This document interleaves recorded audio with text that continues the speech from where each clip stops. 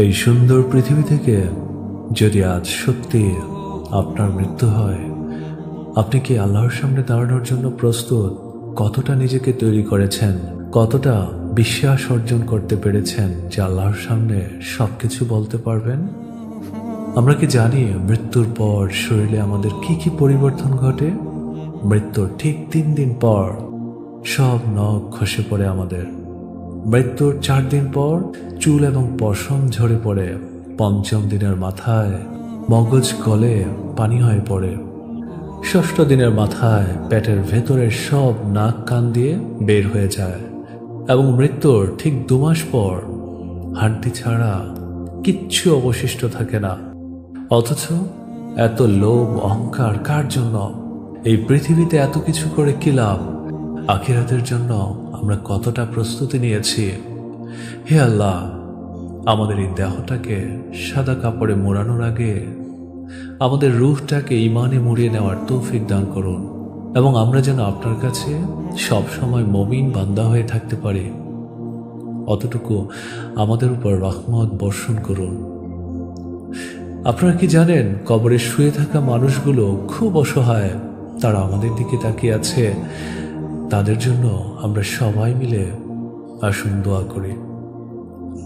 যদি আমাদের এই দোয়ার কারণে তাদের জান্নাত নসিব হয়, পৃথিবীতে এর চেয়ে সুসংবাদের বিষয় আর কিছু আছে? নেই। তাই দোয়া আমরা একে অপরের জন্য অবশ্যই করব। হে আল্লাহ, আপনার কাছে আমরা এই 3টি জিনিস চাই: শারীরিক সুস্থতা, আমাদের ঋণমুক্ত জীবন এবং সর্বোপরি ঈমানের সহিত মৃত্যুবরণ, যেন আমরা আপনার কাছে সব সময় মুমিন বান্দা হয়ে থাকতে পারি। খেয়াল করে দেখুন, আমাদের একটা মাত্র ভুলেই আমাদের আশেপাশে মানুষগুলো ছেড়ে চলে যায়, অথচ হাজারো ভুলের পরও মহান আল্লাহ তাআলা আমাদেরকে ক্ষমা করে দেয়। হ্যাঁ, যদি আমরা আল্লাহর কাছে সেই রকমভাবে চাইতে পারি, যদি আল্লাহকে আমরা সেইভাবে ইবাদত করতে পারি, তখনই আমাদের এগুলো সম্ভব। কখনোই ধৈর্যহারা হবেন না। মনে রাখবেন, আল্লাহ আপনার জন্য যা নির্ধারণ করে রেখেছেন সঠিক সময়ে আপনি তা অবশ্যই পাবেন, আর যা আপনার জন্য নির্ধারিত নয় তা কখনোই আপনার হবে না এবং হওয়ার সম্ভাবনা। তবে অবশ্যই আপনি আল্লাহর কাছে মাফ চান, আল্লাহর কাছে সব সময় ক্ষমা চান। দেখবেন আল্লাহ আপনার ভাগ্য হয়তো বা কখনো চেঞ্জ করে ফেলতে পারে। রাসূল সাল্লাল্লাহু আলাইহি সাল্লাম বলেছেন, দোয়া ব্যতীত অন্য কোনো কিছুই ভাগ্য পরিবর্তন করতে পারে না। তাই আমাদেরকে দোয়া করতে হবে বেশি, একে অপরের জন্য, এই সুন্দর পৃথিবীর জন্য। যে মানুষগুলো পথহারা হয়ে আছে তাদেরকে সঠিক পথের সন্ধানের জন্য। দেখবেন ইনশাআল্লাহ একসময় আমাদের এই দোয়াগুলো অবশ্যই কবুল করবে। পৃথিবীতে 7 জন ব্যক্তির জন্য ফেরেশতারা সব সময় দোয়া করেন। নাম্বার 1, ওযু অবস্থায় ঘুমানো ব্যক্তি। নাম্বার 2, সালাতের জন্য মসজিদে অপেক্ষারত ব্যক্তি। নাম্বার 3, প্রথম কাতারে সালাত আদায়কারী ব্যক্তি। নাম্বার 4, রাসূল সাল্লাল্লাহু আলাইহি ওয়াসাল্লামের প্রতি সব সময় দরুদ পাঠকারী ব্যক্তি। নাম্বার 5, রোগী প্রদর্শনকারী ব্যক্তি। নাম্বার 6, মুসলিম ভাইদের জন্য দোয়াকারী ব্যক্তি। অ্যান্ড ফাইনালি নাম্বার 7, কল্যাণের পথে দানকারী ব্যক্তি। আমরা এই উপরে 7 জন ব্যক্তির মধ্যে চেষ্টা করব এই 7টা গুণই যেন আমাদের মধ্যে থাকে। দেখবেন আল্লাহ আমাদেরকে কখনোই হতাশ করবে না, আল্লাহ আমাদেরকে কখনো পথভ্রষ্ট করবে না। আল্লাহ আমাদের প্রতি রহমত বর্ষণ করবেন। এই পৃথিবীতে আপনি সুন্দরভাবে চলতে হলে কখনোই তর্ক করা যাবে না একে অন্যের সাথে।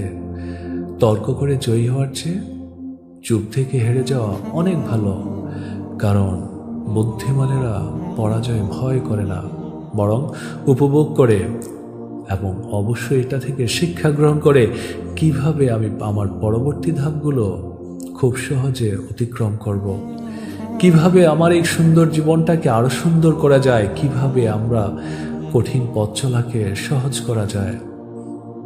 তাই চুপ থাকুন এবং নিজেকে তৈরি করুন আল্লাহর জন্য। নিকৃষ্ট পাপী ওই ব্যক্তি যে অন্যের দোষ খুঁজতে গিয়ে নিজের মূল্যবান সময় অপচয় করে। কেননা পৃথিবীতে সবচেয়ে গুরুত্বপূর্ণ বিষয় হচ্ছে নিজে নিজের সংশোধন করা, নিজেই নিজের ভুলগুলোকে ফাইন্ড আউট করা।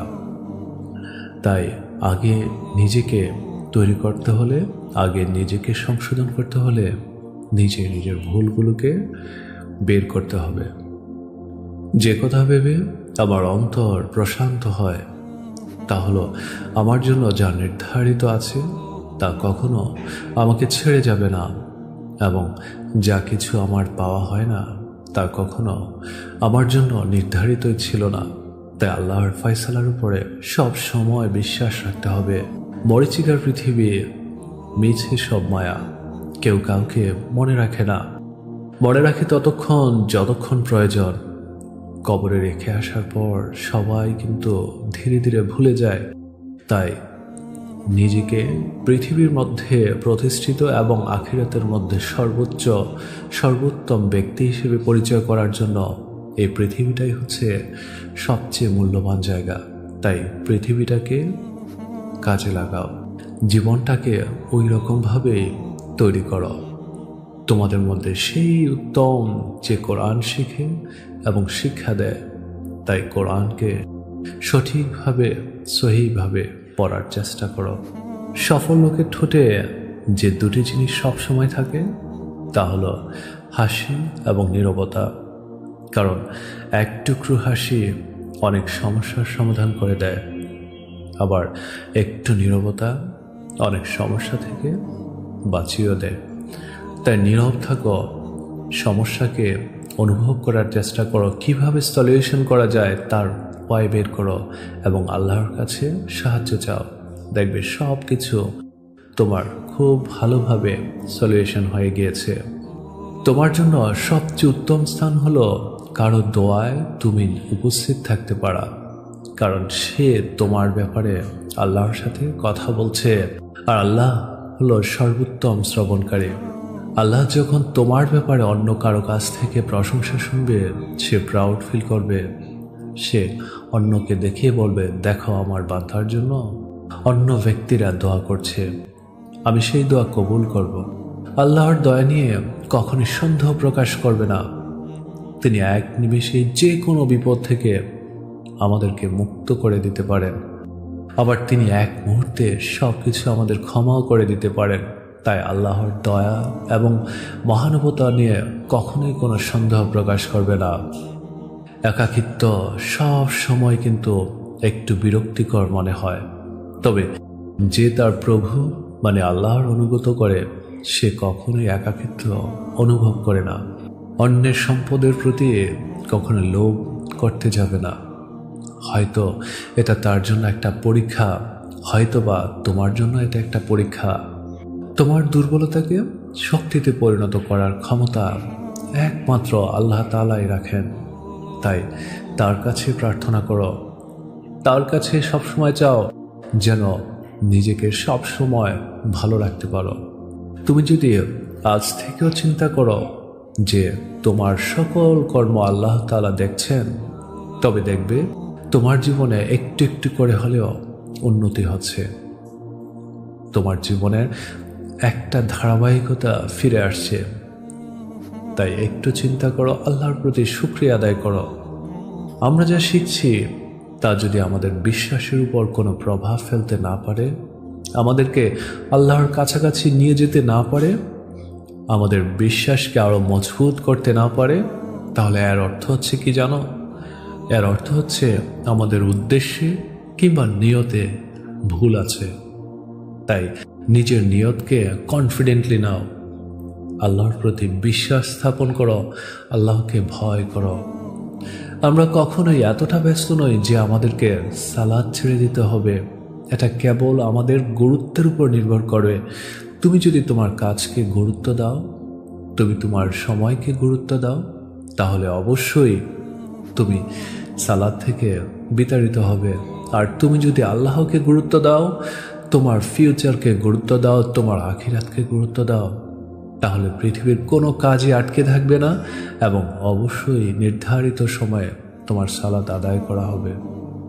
তাই গুরুত্বটা ডিপেন্ডস করছে একমাত্র তোমার উপর। ভেবে দেখো কোনটা নেবে তুমি। আমাদের কাজগুলোর মধ্যে ভালো কাজের আদেশ ও মন্দ কাজের নিষেধগুলি হচ্ছে উত্তম এবং প্রশংসাযোগ্য। ভালো মন্দ বিচার করার চেষ্টা করি, জীবনটাকে সুন্দরভাবে গড়ার চেষ্টা করি। সবসময় ভালো থাকবে, নিজের প্রতি যত্ন নেবে এবং আল্লাহর যে আদেশ উপদেশগুলো দিয়েছে তা মেনে চলার চেষ্টা করবে। সে আশা ব্যক্ত করে এখানে শেষ করছি। আমিন, আমিন।